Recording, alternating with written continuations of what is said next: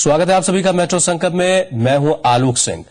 Monsoon Mumbai पहुंच गया है। महाराष्ट्र के साथ गुजरात के भी कई हिस्सों में बारिश की खबर है और बताया जा रहा है कि जून के आखिरी हफ्ते तक दिल्ली भी मानसून पहुंच सकता है। मानसून मुंबई पहुंच गया है। राजीव रंजन मुंबई से हमारे साथ जुड़े हैं, जी मीडिया संवाददाता। राजीव, मानसून पहुंच गया है, इस वक्त मुंबई में बारिश हो रही है। देखिए आलोक, कई इलाकों में बारिश है, कई तेज बरसात है कई इलाकों में थोड़ी सी हल्की बरसात जरूर है। हालांकि ये जरूर है कि मेट डिपार्टमेंट ने साफ जाहिर कर दिया है कि मानसून अब मुंबई आ चुका है, क्योंकि पश्चिमी दबाव की जो हवाएं थी अब इस तरीके से आ गई हैं, तो जिस लिहाजा मानसून एक आध दिनों में पूरी तरह से अपने शबाब पर होगा और जिस तरीके से मानसून जो बरसात होती है यहाँ भरपूर बरसात होगी। लेकिन ये भी जरूरी है कि मेट डिपार्टमेंट ने ये भी जाहिर किया है कि लोग समुद्र के किनारे ना जाएं, क्योंकि जिस तरह से ज्वार भाटा आ रही है, यानी हाईटाइड है, हाईटाइड में तेज लहरें भी आ रही हैं, तो लिहाजा अब धीरे धीरे मानसून का स्टैंडर्ड बढ़ते जा रहा है। मानसून का ये मुंबई में आज ये मेट डिपार्टमेंट ने घोषित कर दिया है मानसून अब मुंबई पहुंच चुका है।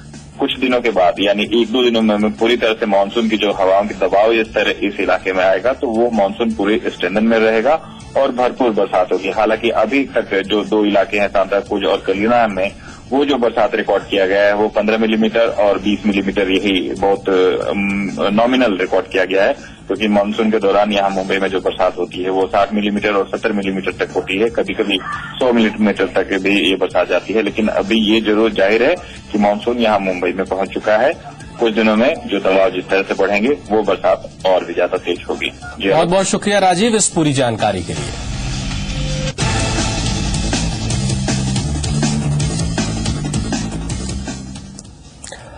खबर दिल्ली से। सोचिए, जब दिल्ली की सड़कों पर लोग पुलिस वालों को ही कुचलने से नहीं डरते तो आम लोगों की सुरक्षा की जिम्मेदारी कौन लेगा?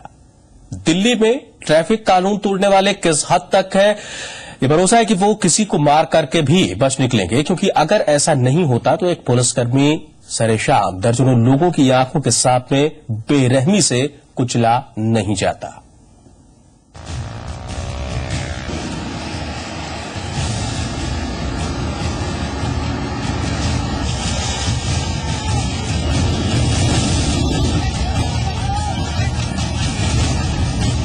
मौत से खेलने की ये तस्वीरें तो दिल्ली में कहीं न कहीं आए दिन दिखाई देती हैं, मगर जान हथेली पर लेकर कानून तोड़ने के इस जुनून ने दिल्ली की एक और खतरनाक तस्वीर दिखाई। ये तस्वीर दिल्ली ट्रैफिक पुलिस के कांस्टेबल मानाराम की है। शनिवार रात मानाराम को कुछ कार सवार लोगों ने कुचलकर मार डाला। सिपाही मानाराम को कार से कुचलकर मारने के आरोप में पुलिस ने 3 लोगों को पकड़ा है। इनकी न तो मानाराम से जान पहचान थी, न ही कोई दुश्मनी। उसे बस इसलिए कुचल दिया गया क्योंकि उसने कार की रफ्तार पर ब्रेक लगाने की कोशिश की। यहाँ तक आए पुलिस बूथ के सामने में, उसको रोकने की कोशिश किया, नहीं रुका। वो पानी साफ करने वाला नहीं होता, उसको पकड़ा, लेकिन वो दाया बाया काट के नहीं उसने गाड़ी रोका और नहीं कुछ किया। लास्ट में वो टूट के उसके हाथ में आ गया, कुचल के वो निकल गया। अब सुनिए इस दर्दनाक वारदात की पूरी वजह। शनिवार शाम 7:30 बजे रमन और उसके 2 नाबालिग साथी इस कार में सवार थे। कांस्टेबल मानाराम ने उन्हें भारी ट्रैफिक की वजह से रोका और उनकी कहासुनी शुरू हो गई।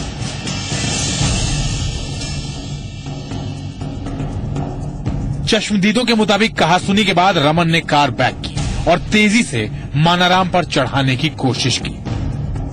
बचने के लिए मानाराम बोनट के वाइपर पर लटक गया और करीब 150 मीटर तक घसीटा गया। इसी बीच संतुलन बिगड़ा और वो कार के पहियों के नीचे आ गया। ठीक इसी रोड से आगे तक जो है मानाराम, जो कि ट्रैफिक कांस्टेबल है, उसको घसीटता हुआ ले गया। फिर मानाराम सीधा जमीन पे गिरा और पहिए के नीचे आ गया और फिर उसको घसीटता हुआ आगे जो रमन ड्राइवर था वो ले गया और इस पूरे हादसे में मानाराम जो है उसकी मौत हो गई। वारदात के बाद तीनों आरोपी कार छोड़कर भाग निकले। जिनमें से एक को मौके से पकड़ लिया गया, जबकि बाकी 2 को कार के नंबर के सहारे ढूंढ निकाला गया। तीनों में 2 नाबालिग हैं, जबकि एक बालिग आरोपी रमन को गिरफ्तार कर लिया गया है।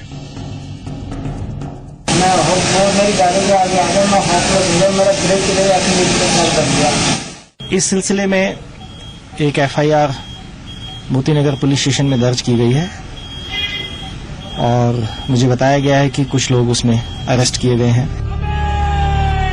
26 साल का मानाराम राजस्थान के नागौर का रहने वाला है। हाल ही में उसकी शादी हुई थी और उसकी एक बेटी भी है, जिसने पिता को ठीक से पहचानना भी नहीं सीखा था। लेकिन दिल्ली में रफ्तार से खेलने के जानलेवा जुनून ने उसके पिता को छीन लिया। दिल्ली की सड़कों पर चल रही मौत की रेस ने उसकी जिंदगी छीन ली, लेकिन ये जानलेवा खेल अब भी जारी है।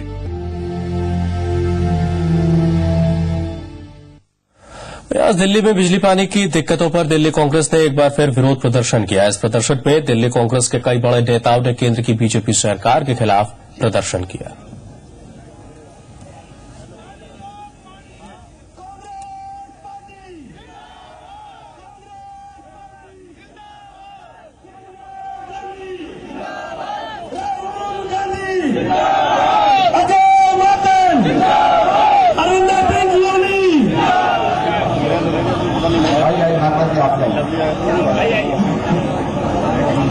तो जैसे मैंने कहा,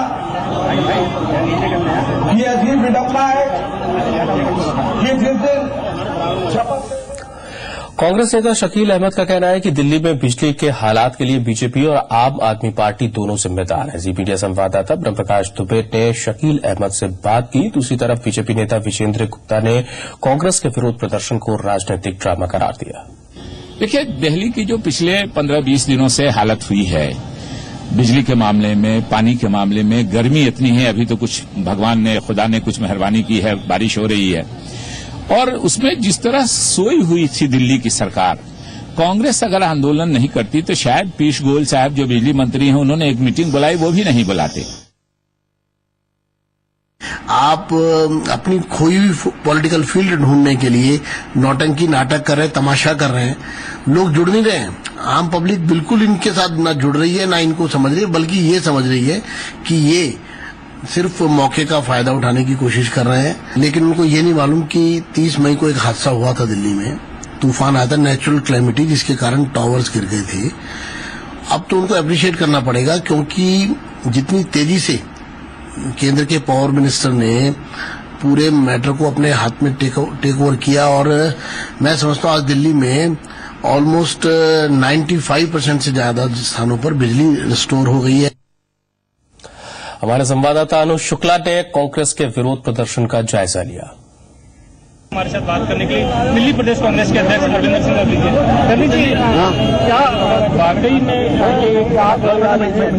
चुनाव ये हमारे लिए मुद्दा नहीं है, ये हमारे लिए भावनात्मक जुड़ाव की बात है।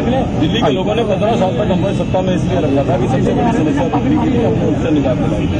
हमारी 15 साल की मेहनत पे इन्होंने 7 महीनों में पानी करी, और अरविंद केजरीवाल और बीजेपी बराबर के जिम्मेवार है, इसलिए कि अरविंद केजरीवाल हमारी चिट्ठी लिखने के बावजूद समर एक्शन प्लान नहीं बनाते गए, और जब तक हमने चीज शक्ति का घेराव नहीं कर दिया, इनको समय नहीं मिला अब मीटिंग बुलाने का। अब इसलिए सड़कों पे है कि ये गूंगी मेरी सरकार जागी रहे, दिल्ली के लोगों पर हाथ। देखिए, वो समर एक्शन प्लान नहीं बनाया, और अभी केंद्र में बैठी सरकार की नालायकी, ऐसे कौन से टावर हैं जो 10 दिन तक नहीं बदलेगा। दिल्ली में इस समय ना आम आदमी पार्टी की सरकार है, ना भारतीय जनता पार्टी की सरकार है, उसके बाद भी आप इन दोनों के खिलाफ प्रदर्शन नहीं। आप केंद्र सरकार तो है, आप एनसीटी एक्ट को पढ़िए, नहीं राष्ट्रपति शासन, एनसीटी एक्ट को पढ़िए। एनसीटी एक्ट में ये प्रावधान है, अगर दिल्ली में चुनी हुई सरकार नहीं होगी तो सारे अधिकार केंद्र सरकार के पास में डाले जाते हैं, पार्लियामेंट बजट बना लिया। और अगर दिल्ली में इनकी सरकार नहीं है तो ऐसा तो आज तक कभी नहीं हुआ कि संविधान की इन्होंने इतनी उल्लंघना की हो कि पावर मिनिस्टर अपने बराबर में एलजी को बैठा के प्रेस कॉन्फ्रेंस करें। ये देश के इतिहास में आज तक कभी नहीं हुआ। तो मानते केंद्र सरकार पूरी तरह जिम्मेदार है, पूरे तरीके से। बिल्कुल। तो ये थे हमारे साथ अरविंदर सिंह लवली जी, जिनका साफ कहना था कि दिल्ली में बिजली और पानी की समस्या के लिए लगातार पूरी तरीके से केंद्र सरकार जिम्मेदार है, और ये कांग्रेस इसे कोई राजनीतिक मुद्दा नहीं बना रही है, ये जनता की समस्या है, और कांग्रेस लगातार जनता के हक में अपनी आवाज उठाती रहेगी। कैमरामैन गौरव के साथ अनुज शुक्ला, जी मीडिया, दिल्ली। डीडीए यानी कि दिल्ली विकास प्राधिकरण अब तक के सबसे बड़ी हाउसिंग स्कीम लेकर आ रहा है। डीडीए जुलाई के अंत तक करीब 26,000 मकान की स्कीम लेकर आएगा। ये फ्लैट्स हर वर्ग के लोगों के लिए होंगे। इनमें 24,000 फ्लैट्स एक रूम अपार्टमेंट के होंगे। वहीं डीडीए के सभी फ्लैट्स दिल्ली के रोहिणी, नरेला और द्वारका के इलाकों में होंगे और इनकी कीमत 14 लाख रुपए से 1 करोड़ के बीच होगी। डीडीए इन फ्लैट्स को पहली बार ग्रीन टेक्नोलॉजी तकनीक से तैयार कर रहा है। डीडीए का कहना है कि करीब 15,000 फ्लैट्स इस जुलाई में बनकर तैयार हो जाएंगे और फ्लैट्स का बड़ा हिस्सा दिसंबर तक पूरा होगा। वहीं बाकी के 1,000 फ्लैट्स अगले साल मार्च तक पूरे होंगे।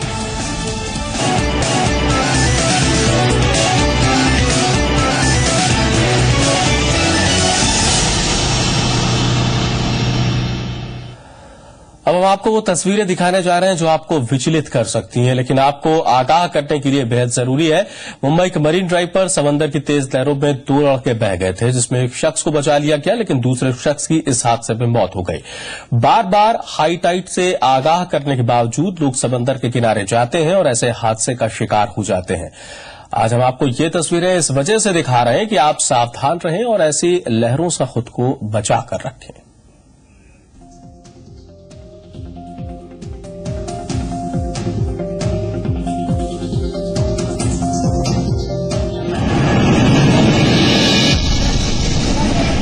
हाई टाइड ने छीन ली जिंदगी, समंदर की लहरों में बह गई जिंदगी, मौत की फोटोग्राफी। जी हां, मुंबई के मरीन ड्राइव पर हाई टाइड की चेतावनी के बावजूद लोगों का लापरवाह रवैया सामने आया है, जहां समंदर की ऊंची ऊंची लहरों को कैमरे में कैद करने का शौक मौत का सबब बन गया। दरअसल 2 युवक हाई टाइड की चेतावनी के बावजूद समंदर के किनारे लहरों की फोटोग्राफी कर रहे थे। तभी ऊंची लहरों ने उनमें से एक शख्स को कब अपनी चपेट में ले लिया, दूसरे शख्स को मालूम ही नहीं पड़ा और देखते ही देखते लहरों ने उसे अपनी आगोश में ले लिया। साथी को डूबता देख दूसरे शख्स ने उसकी मदद के लिए समंदर में छलांग लगा दी, लेकिन ऊंची ऊंची लहरों के आगे भला इंसान का क्या वजूद। सूचना मिलने पर स्थानीय प्रशासन और दमकल कर्मियों ने रेस्क्यू ऑपरेशन कर एक शख्स को गंभीर हालत में बाहर निकाला, जिसके बाद उसे अस्पताल में भर्ती कराया गया, लेकिन मदद के लिए कूदे शख्स का लहरों के आगे दम टूट गया। रेस्क्यू टीम ने मृत अवस्था में दूसरे शख्स का शव बाहर निकाला। लोग हाई टाइड के समय जो है वो समंदर के किनारे ना जाए और अगर वो जा रहे हैं तो सावधानी बरतें। बीएमसी प्रशासन जो है अपने तमाम लोगों को अलग अलग जो पॉइंट्स है, चाहे वो जुहू हो, चाहे वो गिरगांव चौपाटी हो, चाहे मरीन ड्राइव हो, हर जगह उन्होंने अपने लोगों को तैनात किया है। इसके बावजूद भी इस तरह की घटनाएं होती हैं। खासकर मानसून जब है और हाई टाइड दोनों अगर एक साथ है तो ऐसे में लोगों को समंदर के किनारे जाने से अपने आप को रोकना चाहिए और अगर वो जाते हैं तो सावधानी बरतनी बहुत ज्यादा जरूरी है। अश्विन पांडे, जी मीडिया, मुंबई।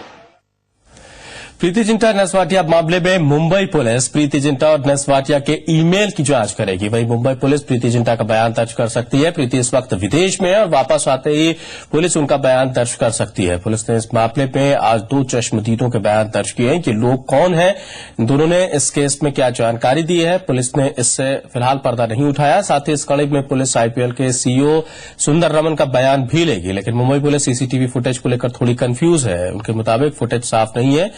इससे पहले प्रीति जिंटा ने नसवाटिया पर छेड़छाड़ और गाली गलौज के आरोप लगाए थे।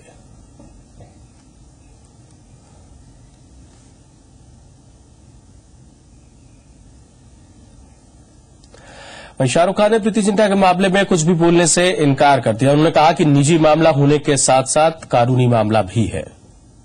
I think it's a very personal thing. You should keep it to that. It's an issue that I think she's brought up and it will be dealt with legally, I assume. आइए आपको बताते हैं कि आखिर ये प्रीति और नसवाटिया के बीच का पूरा विवाद है क्या। पार्टनर पर प्रीति का संगीन आरोप, नसवाटिया पर छेड़छाड़ का आरोप, पार्टनर ने प्रीति को छेड़ा। बॉलीवुड एक्ट्रेस और किंग्स 11 पंजाब की मालकिन प्रीति जिंटा ने अपने ही पूर्व बॉयफ्रेंड और बिजनेस पार्टनर नसवाटिया पर छेड़खानी का आरोप लगाया है। आरोपों के मुताबिक 30 मई को मुंबई के वानखेड़े स्टेडियम में किंग्स 11 पंजाब और चेन्नई सुपर किंग्स के बीच मैच के दौरान नसवाटिया ने उनके साथ छेड़खानी की थी। नसवाटिया ने उनका हाथ पकड़ा और सबके सामने बदसलूकी की। ब्रेकअप के बाद भी नसवाटिया उन्हें परेशान करते थे। मामले की जांच में जुटी पुलिस ने नेस वाडिया के खिलाफ आईपीसी की धारा 354, 504 और 506 के तहत मामला दर्ज किया है और मामले से जुड़े लोगों के बयान भी लिए जा रहे हैं। जहां वारदात हुई थी वहां के सीसीटीवी फुटेज भी खंगाले जा रहे हैं। 30 तारीख को वानखेड़े स्टेडियम में चेन्नई वर्सेस किंग्स 11 पंजाब में मैच थी।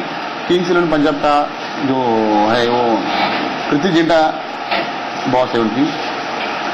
उस वक्त प्रीति जिंटा और नेस वाडिया एक ही साथ बैठे थे।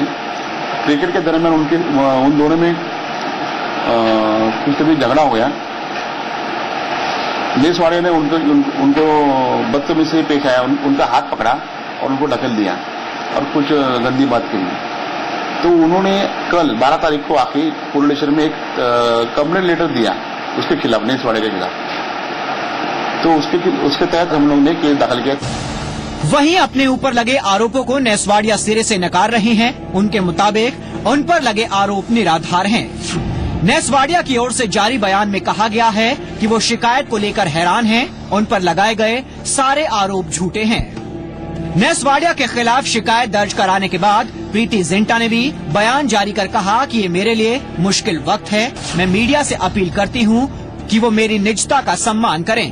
मैं किसी को नुकसान नहीं पहुंचाना चाहती, मैं सिर्फ अपनी सुरक्षा चाहती हूं। प्रीति की शिकायत के बाद महाराष्ट्र महिला आयोग ने नेस वाडिया पर कार्रवाई की मांग की है। प्रीति जिंटा एक्ट्रेस है, उसके साथ बहुत ही बुरी तरीके से पब्लिक में गैर व्यवहार हुआ है।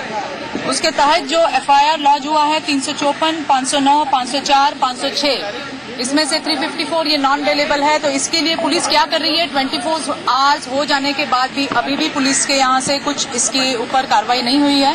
यही पूछने के लिए मैं यहाँ पुलिस स्टेशन आई थी और हमें उनको और 24 आवर्स का अल्टीमेटम दिया हुआ है कि आने वाले 24 घंटे में आपकी जो भी है वो तहकीकात पूरी करके जो आरोपी है उन्हें न्यायालय के सामने पेश किया जाए। वहीं प्रीति जिंटा के आरोपों पर राष्ट्रीय महिला आयोग की अध्यक्ष ममता शर्मा ने कहा है कि वो इस मामले की जांच के बाद ही कुछ कह पाएंगी, क्योंकि अभी कुछ वक्त तक नेस वाडिया और प्रीति अच्छे दोस्त हुआ करते थे। बेसिकली वो लोग एक तो को पार्टनर हैं पंजाब उसके लेवल के, दूसरा क्या है कि बहुत टाइम तक ही साथ रहे हैं। उसके बाद 2009 में इनका ब्रेकअप हुआ। मैं सोचती हूँ वैसे तो किसी पुरुष को कोई अधिकार नहीं है कि वो महिला को छुए या इस तरह से छेड़छाड़ करे, लेकिन साथ में ये भी है कि इन्वेस्टिगेशन होंगे तब पता चलेगा कि बात की सच्चाई कहाँ तक है और हम पता करेंगे कि इस केस में क्या हो सकता है। नेस वाडिया पर लगे प्रीति के आरोपों से ग्लैमर जगत का स्याह सच एक बार फिर से सामने आया है, लेकिन प्रीति के आरोपों की हकीकत क्या है ये तो पुलिस की जांच के बाद ही सामने आएगा। ब्यूरो रिपोर्ट, जी मीडिया। बॉलीवुड के किंग खान क्रिकेट के अलावा फुटबॉल के भी बड़े फैन हैं, जिसके चलते शाहरुख आजकल अपने फिल्मों के काम के दिन में ही निपटा लेते हैं ताकि रात को फुटबॉल के मैच देख सकें। किंग खान से बात की जी मीडिया संवाददाता अंकुर त्यागी ने।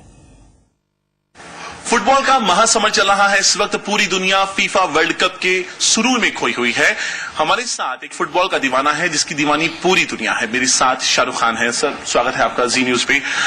जानना चाहेंगे सबसे पहले, आप फुटबॉल कब देख रहे हैं, फॉलो कर रहे हैं? या एब्सोल्युटली यार, मैं खुद भी बहुत खेलता था। मेरा लड़का खेलता है, बहुत अच्छी फुटबॉल खेलता है एक्चुअली माशाल्लाह। मेरी बेटी जो है स्कूल में कैप्टन है फुटबॉल की, एंड इट्स समथिंग मैं बिलीव करता हूँ कि एक ऐसा स्पोर्ट है, I really believe is the most beautiful sport in the world. और सस्ती है, टिकाऊ है, अच्छी है, खूबसूरत है, इजी है। हम तो बचपन में बोलते थे अगर गेम ना हो तो बस एक दूसरे की टांग पे पैर मारना शुरू कर दो। That also is good enough. So it's I think it's a very cool game. और मैं अमूमन जो है, जब फिल्म का काम पोस्ट प्रोडक्शन में आता है वीएफएक्स वगैरह में, तो मैं रात में करता हूँ 12 बजे के बाद। लेकिन आजकल मैं सुबह 9-10 बजे पहुंच के काम 8 बजे खत्म करके उसके बाद दुनिया से नदारद हो जाता हूँ। फिर मैं सारे मैचेस देखता हूँ अकेले बैठ के, बिकॉज मेरे बच्चे वगैरह छुट्टी पे गए। एंड इट्स लाइक कुछ हेवन टाइप है इस वक्त। इतने अच्छे मैचेस हैं, 4-4 होते हैं, आज 3 हैं शायद, बट जब 4 होते हैं तो और भी अच्छा लगता है। सुबह 8 बजे तक देखता हूँ। आप कौन सी टीम फॉलो कर रहे हैं? और खासतौर पर प्लेयर्स अलग अलग टीम्स के होंगे, लेकिन चुनिंदा प्लेयर्स जिनको आप फॉलो करते हैं? एक्चुअली ना पहले राउंड के बाद चीजें ज्यादा समझ आती हैं, क्योंकि मैं तो खैर ईपीएल और लीगा वगैरह सब फॉलो करता हूं, तो I am a little more aware of what's happening, but I think Brazil का गेम अच्छा है क्योंकि उनका डिफेंस इस बार बेटर होगा। अर्जेंटीना क्योंकि उनकी फॉरवर्ड थियागा और Maradona and all these people are going to be very good. I think Netherlands already दिखा चुका है, जर्मनी को डिस्काउंट नहीं कर सकते। सम न्यू, मैं बहुत एक्साइट होता हूं, जैसे एक बार पिछले दो वर्ल्ड कप पहले कैमरून बहुत अच्छा खेला था रॉजर मिला के साथ, तो इस बार मुझे लगता है होंडुरास मैंने सुना है अच्छा है, कोस्टा रिका का ठीक ठाक खेला। सो एक राउंड खत्म हो जाए, आई थिंक इटली जो है थोड़ा सा उनका गेम का जो पेस रोकने का स्टाइल है, दैट इज वेरी इंटरेस्टिंग। थोड़ा बोरिंग हो जाता है लेकिन interesting to watch, because I play football, तो मुझे हर चीज में कुछ ना कुछ मजा लगता है, but I think internationally world over Brazil and Argentina the most beautiful to watch. आप प्लेयर्स की भी मैं जानना चाहूंगा, प्लेयर्स कुछ पर्टिकुलर प्लेयर्स जिनको फॉलो करते हो, पसंद करते हो जिनका गेम? मेसी वगैरह तो सबको ही मालूम है, Ronaldo, Messi, I think Robin and I think van Persie ने बड़ा अच्छा खेला, कमाल का गोल मारा उसने, but I think there will be some new guys. मैं बहुत इंप्रेस हुआ स्टर्लिंग से। Sterling I think if I am not mistaken he plays for Liverpool, but young लड़का है, 19 साल का, इंग्लिश टीम में। I think he is very good. I was very impressed by Sterling and I think Balotelli is doing well. It will be nice to watch him क्योंकि उसका style जो है बहुत पुराना पॉलो रॉसी वगैरह की तरह है, सामने रहो, सिर्फ गोल गाल करो चुपचाप से, लेकिन बड़ा शो ऑफ सा है। सो इंटरेस्टिंग प्लेस है। और अभी मैंने बाकी जो टीम एक दो रह गई हैं, जैसे अर्जेंटीना के जो नए प्लेस हैं, उनको पूरा नहीं देखा है, how they playing with the team. I seen them play with the clubs, तो थोड़ा सा अलग होगा, पोजिशनिंग अलग हो जाएगी, बट या these are the 4-5 players and चलते चलते एक दो और पॉपुलर हो जाएंगे जो मुझे अच्छे लगने लगे। सवाल, आपकी फिल्म आ रही है हैप्पी न्यू ईयर, अगले साल बाकी जो आमिर खान है और जो सलमान खान है उनकी भी फिल्में आएंगी। पहली बात है अपनी फिल्म के बारे में, आपकी फिल्म के बारे में जानना चाहता हूँ, अभी तक की शूटिंग को लेकर सेटिस्फाई हैं? जो चीज बनाने चाह रहे थे वो 2-2.5 दिन रह गए हमारे। मैंने जैसे बताया वो पैच वर्क है, तो एक्टर्स बहुत सारे हैं, तो साथ में डेट मिलना थोड़ा तकलीफ रहती, तो इंशाल्लाह अभी 10-12 दिन में वो 2 दिन खत्म हो जाएंगे। अगला साल बढ़िया रहेगा, तीनों फिल्में आ रही हैं, तीनों खान की अलग यार मैं तो चाहता हूँ हर साल खान की फिल्म्स ना भी आए, तो आई थिंक फिल्म इंडस्ट्री में हर फिल्म चलनी चाहिए इंशाल्लाह। I wish all films do well because it's important. सब लोग बहुत मेहनत से बनाते हैं हर फिल्म, और मैं चाहता हूँ कि हर फिल्म सबसे बड़ी हिट हो सबकी, और दिल से चाहता हूँ, और अपनी भी चाहता हूँ, दूसरों की भी चाहता हूँ। इन 200 फिल्में बनती हैं, उसमें से 10 या 20 चलती हैं। 200 बने और 70 या 80 चलें या 100 चलें, तो I think it's better for everyone इंशाल्लाह। And yeah, so whenever everybody's films will come, I hope they do well. शुक्रिया सर मुझसे बात करने का। आपकी पूरी टीम की परफॉर्मेंस देखने के बाद यही कहा जा सकता है कि अगर हार के जो जीतता है उसको अब तो जीत कर जीतने वाले को बाजीगर कहते हैं। जीत कर जीतने वाले को बाजीगर बोलते हैं। कैमरा पर्सन अशरफ के साथ अंकुर त्यागी, जी मीडिया, मुंबई।